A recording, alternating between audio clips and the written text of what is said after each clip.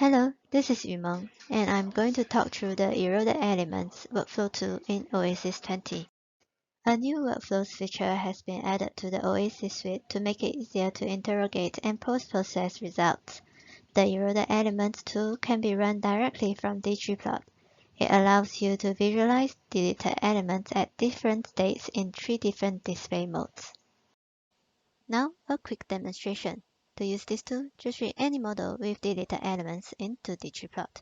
Go to Workflows and select Eroded Elements. As you can see, the deleted element and the last state is shown by default. In the first display mode, only deleted elements are drawn.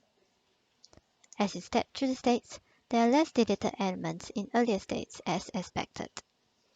We can also show the deleted elements from, let's say, the second to the fourth state. In the second display mode, all relevant deleted elements are shown in red, while everything else is in gray transparent. And in the third mode, only parts with relevant deleted elements are shown. Hope you find the Eroded Elements tool useful. Thank you.